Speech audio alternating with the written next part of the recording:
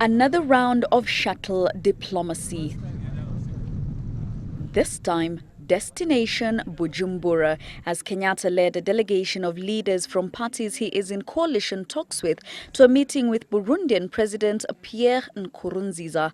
Kenyatta led fellow presidential hopefuls Charity Ngilu from NARC and Eugene Wamalwa of New Ford, Kenya, MPs Najib Balala of the Republican Congress Party, NARC's Kema Kilonzo, and New Ford, Kenya nominated MP Musikari Kombo. Kenyatta seeking to enlist support for his presidential bid from African countries and the pending ICC trials facing him and URP presidential aspirant William Ruto, with whom he is set to be finalizing a deal to run on a joint ticket during the March 4th, 2013 general election. The will of Kenyans should also be respected through the democratic process. And that will should not be interfered with by interests that are foreign to Kenya. And we believe that as a sovereign state, just as Burundi is a sovereign state, we have the capacity to make our own decisions, and we want Kenyans to be allowed to decide their own future and their own destiny. Kenyatta and his team were due to fly back to Nairobi tonight ahead of similar visits to Kampala and Rwanda for meetings with Presidents Yoweri Museveni and Paul Kagame before heading to South Sudan to meet President Salva Kiir. He has got 3 million out of the 12.4 million. And as Kenyatta was rallying support beyond borders, Ruto was holding a National Governing Council meeting for his party, where he maintained that URP was growing in popularity and will be the party to beat during the election.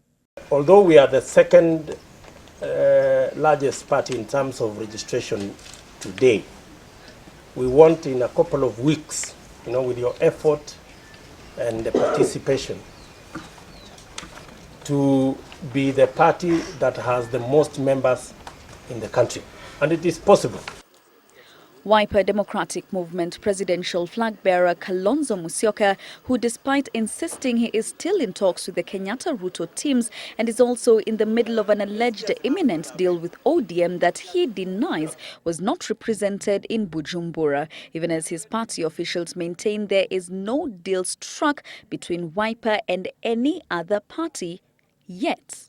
We are not just talking to Ruto, we are not only talking to Musalia Mudavadi, but structures dialogue or dialogues are in the process, and the results will be done before the 4th of December.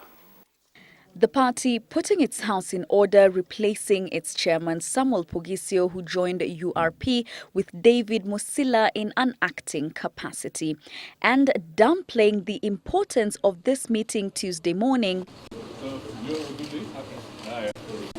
as a build-up to many other meetings with the so-called like-minded leaders. But even as some ODM MPs insist all roads lead to Mboni Saturday to put pen to paper a deal between ODM and Wiper, its reloaded team says Odinga is ready to engage others like Ruto and Kenyatta on issues before the March polls, in the wake of Odinga having extended an olive branch to Ruto. These presidential candidates, Raila Odinga is ready to engage you. Raila Odinga is ready for you anytime, anywhere. But he's not going to engage you on a platform of lies, on a platform of sickening propaganda. Raila Odinga is inviting you to engage him on a platform of issues. This as the National Alliance TNA party also maintains that despite a coalition talk still ongoing, there is no deal reached with any other party.